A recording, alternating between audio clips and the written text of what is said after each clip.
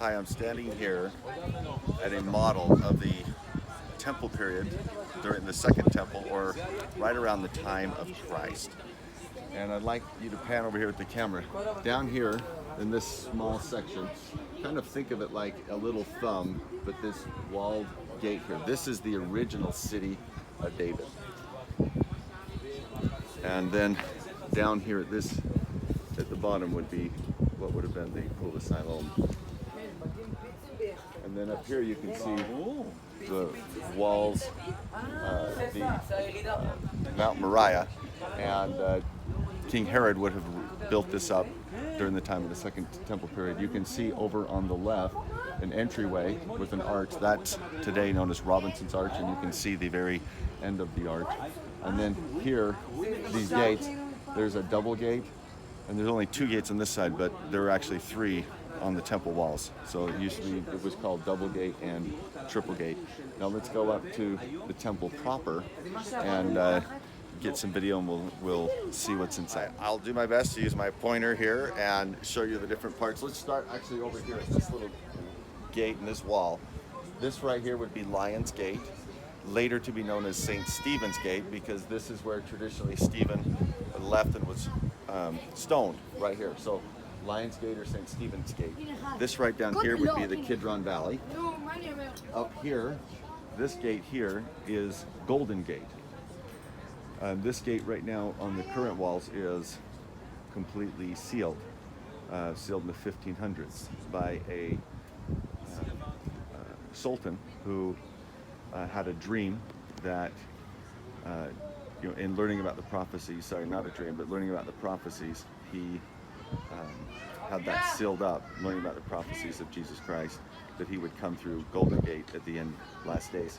Over here, back to this gate, the Stephen's Gate or Lion's Gate. A sultan had a dream, and he was told that he should be kind to the Jews. So he actually put those lions up there because the lions were in his dream. And he was told the lions represented Judah, which they do. And so he put lions up there as a symbol of being friendly to the Jews. Well, let's go back to the temple itself here. So this is the temple that Herod built, or that really Herod enlarged. So this is still the Second Temple period. The first temple was destroyed by the Babylonians in about 586 BC, and then it was rebuilt 100 years later by Nehemiah and Zerubbabel, and it became known as the Temple of Zerubbabel, or the Second Temple. Then 400 years later, Herod took the temple and built it up so it was even larger. And so even though it's the same temple from the second period, it's now called Herod's Temple. The courtyard you see right in front of me, so you have the walls, and then on the other inside of this main wall here would be Solomon's porch, and then you have the gate to the actual inner sanctum of the temple. Inside that would be the women's court, and then only men would pass into that next section. And then of course in the temple, we can't see inside of there, but there would be the menorah and the showbread, and then inside of that would be the Holy of Holies. We'll come back to that in just a second. Let's go to our left. Over here you have this beautiful portico, these columns. Oh, and this is called the Roman Stoa.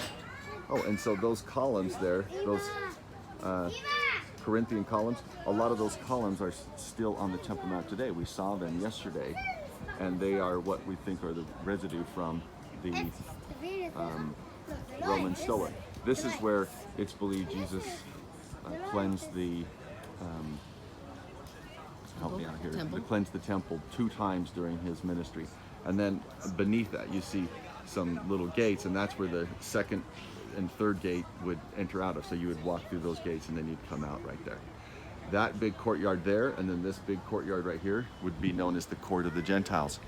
And there would be a sign that says, warning to Gentiles, do not pass this place, and you take your life into your own hands. And what's fascinating is they have found 2 of those signs. So that helps us think that the temple was here, because one of the signs they found just on the other side, a few hundred years ago, repurposed into a home. And the second one they found that we're going to see right here in just a few minutes in the Israel Museum, they found right down here in a gravestone repurposed to be part of a tomb. And so we're going to see those two stones. And then finally, I'll just point out Antonia Fortress. So this would have been the Roman fortress. Paul, when he came here at the end of his life, he preached from Antonia Fortress to the Jews. Some people believe that Jesus went to Antonia Fortress and that's where he was tried, convicted, and then he walked that direction, which would be west, towards Golgotha and Church of the Holy Sepulchre, and that's the Via Dolorosa. So that's why some people think that that's the direction that it was right there. So let's go and see some more. I hope this is helpful because now we have a slightly different vantage point. So I want to point out some things that we didn't get to point out before because we couldn't see them. Way back in this area, over there you see the towers. That would be Herod's palace.